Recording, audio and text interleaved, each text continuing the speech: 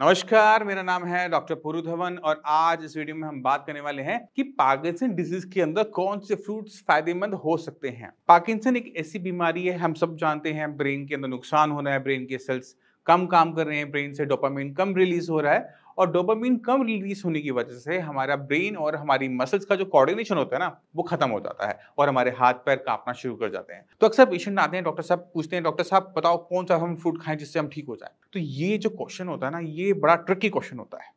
सुनने में बड़ा सिंपल सा, बट मेरे लिए बड़ा ट्रिकी होता है। तो इसी को ही हम आज सॉल्व करेंगे आपके सामने इस वीडियो के अंदर। तो सबसे पहले ये जान लेते हैं कि हम फ्रूट्स खाते ही क्यों हैं। तो फ्रूट्स जब हम खाते हैं तो सबसे ज्यादा हमें उसमें क्या मिलता है, वो है फाइबर। फ्रूट्स के अंदर फाइबर भर भर कर होता है। दूसरा हमें सबसे बड़ा फायदा क्या मिलता है कि फ्रूट्स के अंदर विटामिन मिनरल्स अच्छी मात्रा में होते हैं। अब विटामिन मिनरल है, अब हमें ये देखना पड़ता है कि हमारी बॉडी की रिक्वायरमेंट क्या है और उस रिक्वायरमेंट को हम कैसे पूरा करेंगे। तो अगर हम पार्किंसन के बारे में बात करें तो हमें ऐसे फ्रूट्स को चूज करना पड़ेगा जो हमारे ब्रेन के लिए बेनिफिशियल हो, फाइबर भी दे और वो विटामिन मिनरल्स भी दे। तो हम अब इस फ्रूट्स के बारे में बात करेंगे, कौन से फ्रूट्स हमारे लिए अच्छा है। मगर फ्रूट्स पर जाने से पहले आपको एक चीज याद दिला दूं कि अगर आप कुछ भी खाते हैं और आपको कॉन्स्टिपेशन है, आप जितने मर्जी फ्रूट्स खा लीजिए, जितनी अच्छी वेजिटेबल्स खा लीजिए, कॉन्स्टिपेशन के साथ पार्किंसन में आराम नहीं आता। तो पहली चीज हम बात करेंगे कि कॉन्स्टिपेशन अगर आपको है तो कॉन्स्टिपेशन को कैसे दूर करें बिना किसी मेडिसिन के। तो हम सब जानते हैं कि पपीता जो होता है, पपाया,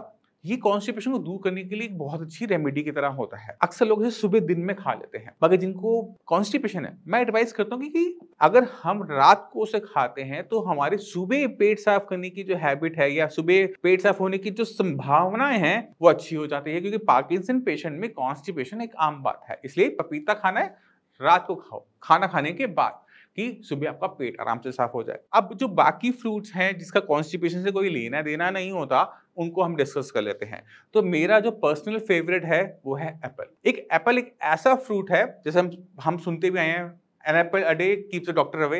तो एक सेब रोज खाओ और मुझे दूर भगाओ। कितना अच्छा लग रहा है सुनने में। बट हाँ, एप्पल में मिनरल्स की मात्रा बहुत अच्छी है, विटामिन की मात्रा बहुत अच्छी होती है, टेस्ट में भी अच्छा होता है। तो आप एक एप्पल अपनी डाइट के अंदर अपने डेली बेसिस पर उसको ऐड कर सकते हैं। कितना फायदा होगा पार्किंसन में, कितना फायदा नहीं होगा, इसमें कोई R&D तो नहीं हुई है, बट ये माना जाता है कि एप्पल बेनिफिशियल होता है नर्वस सिस्टम को स्ट्रेंथन अप करने में। दूसरा जो मेरा पर्सनल फेवरेट है फ्रूट, वो है बनाना। बनाना जो है इजीली हर कंट्री में, हर स्टेट में आपको मिल जाएगा, किसी न किसी साइज का। कहीं पर छोटे होते हैं, ऑरेंज कलर के आते हैं, दिल्ली में येलो कलर के बड़े बड़े बनानास आते हैं। तो कोई भी बनाना आपके मार्केट में मिल रहा हो, उस बनाना को अपनी डाइट में ऐड करो। बस ध्यान के रखना है कि बनाना कच्चा नहीं होना चाहिए, वो बिल्कुल पका हुआ होना चाहिए। जैसे बनाना दो होते हैं, एक होता है बिल्कुल येलो, उस पे ब्लैक ब्लैक स्पॉट्स नहीं होते। अगर जब उसमें ब्लैक ब्लैक स्पॉट्स आ जाते हैं ना, वो थोड़ा सा मीठा हो जाता है और कॉन्स्टिपेशन को भी दूर रखता है। तो मेरा ये मानना है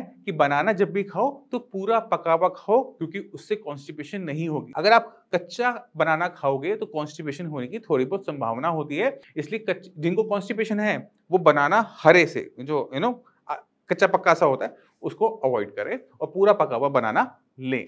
तो हमारे 3 फ्रूट्स हो गए, पपाया, एप्पल एंड बनाना। अब चलते हैं थोड़े से महंगे फ्रूट्स की तरफ, क्योंकि लोगों को बहुत क्रेज होता है, ये फ्रूट इतना महंगा है, ये यहाँ से आ रहा है, इसकी इतनी बेनिफिट हमने पढ़े हैं ऑनलाइन। तो उस पर भी बात कर लेते हैं। अपने 4th फ्रूट के ऊपर चलते हैं, जो है एवोकाडो। एवोकाडो इंडिया में बहुत कम होता है, ना के बराबर होता है। मैक्सिमम ये अमेरिका से, साउथ अमेरिका से इंपोर्ट होता है। और अगर हम इसकी कंपोजिशन के बारे में बात करें तो इसकी कंपोजिशन सीरियसली किसी और फ्रूट के मुकाबले काफी अच्छी होती है, क्योंकि इसमें मिनरल्स की मात्रा बहुत ज्यादा होती है। अक्सर लोग इसको पतले होने के लिए भी ले रहे होते हैं और मल्टीपर्पज की तरह इसको ले रहे होते हैं। टेस्ट कुछ खास नहीं, मुझे पर्सनली पसंद नहीं है, टेस्ट भी कुछ खास नहीं होता, बकबका सा होता है। बट अगर आप एवोकाडो पसंद करते हैं, आपके घर के आसपास मिल जाता है, तो इसको भी आप अपनी डाइट में ऐड कर सकते हैं। इसकी आप चाहे स्मूथी बनाएं, चाहे इसको ब्रेड पे लगाएं, लोग अलग अलग तरीके से खाते हैं, इसको हम खा सकते हैं। अब हम चलते हैं बाकी फ्रूट्स की तरफ। तो अब जो फ्रूट्स हैं मेन तो हो गए हैं, मगर जो बेरीज होती, छोटी छोटी बेरीज होती, वाइल्ड बेरीज हो गई, ब्लूबेरी हो गई, स्ट्रॉबेरी हो गई, इनको भी डाइट में अच्छी मात्रा में ऐड किया जा सकता है, क्योंकि इनके अंदर फ्लेवॉइड्स, मिनरल्स अच्छी मात्रा में होते हैं और सीजनल होती है मैक्सिमम। तो इन बेरीज को भी ऐड कर आप अपने नर्वस सिस्टम को स्ट्रेंथन अप कर सकते हैं। मगर अगर आप सिर्फ फ्रूट्स पे रहेंगे तो दिक्कत हो जाएगी। तो जितने भी पेशेंट होते हैं पार्किंसन के,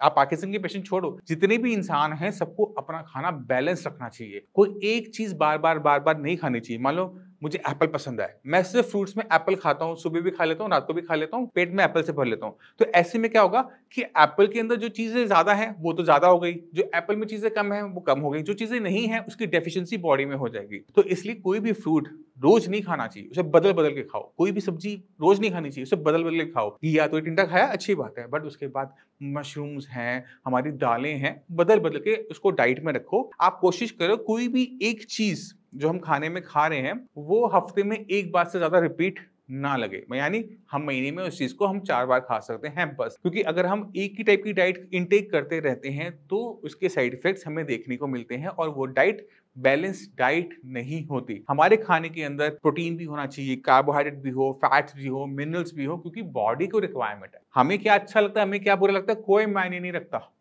हमें अपनी बॉडी के हिसाब से चलना पड़ता है। क्योंकि अगर मान लो पेशेंट वेजिटेरियन है, वो दूध भी कम लेता है, दूध पचता कम है, सब्जियां रहता है, फ्रूट्स लेता है, तो हमें एक चीज देखने को मिलती है कि उनकी बॉडी में 2 बड़ी चीजों की कमी हो रही है, विटामिन डी और बी12। और विटामिन डी और बी12 अगर आपकी बॉडी में कम है तो आप ये मान के चलो कि आपकी एज कुछ भी हो, 30-40 साल के भी होगा ना, तो भी आपको पार्किंसन के सिम्टम देखने को मिल जाएंगे। तो ये जो डेफिशिएंसीज हमारे खाने पीने की वजह से आती है, इसे हम काफी हद तक खाने पीने से ही पूरा करते हैं। अगर आप सोचो कि हम सप्लीमेंट लगा लेंगे, सप्लीमेंट कितने दिन खा लोगे, साल भर, 2 साल भर, 3 साल भर, उसके बाद क्या होगा? उसके बाद तो आपको कुछ ऐसा सोर्स चाहिए ना जो बॉडी में उस चीज को फिलअप करता रहे, कभी वो कम ही ना हो, तो वो खाना ही होता है। तो आज मैंने आपको कुछ फ्रूट्स के बारे में बताया, कुछ सस्ते, कुछ महंगे।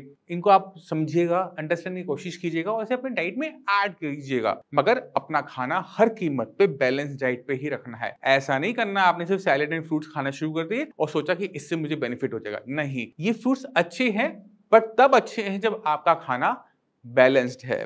मैं उम्मीद करता हूँ इस वीडियो से बैलेंस डाइट को भी समझ गए होंगे और फ्रूट्स कौन से अच्छे हैं, कैसे वो काम करते हैं, क्या चीज़ उसमें अच्छी होती है। बहुत ज़्यादा तो मैंने बताया नहीं, बट फिर भी एक ओवरव्यू मिल गया है आपको। उसको आप अपनी डाइट में ऐड कीजिए। फिर भी कोई डाउट है, कुछ भी पूछना चाहते हैं, पार्किंसन में हम कैसे डोपामाइन रिलीज करें, किस तरह से हम अपनी फंक्शनिंग बेटर कर सकते हैं, कैसे ट्रमर को बंद कर सकते हैं, डॉक्टर की पूरी टीम है मेरे पास। फोन करो, बात करो, समझ में आए तो आगे का हम बढ़ेंगे। और कोई डाउट हो मेरे से भी आके मिल सकते हो। अब इसी के साथ आप सभी से मैं चलने की आगे चाहूंगा। मिलते हैं अगली वीडियो में, तब तक के लिए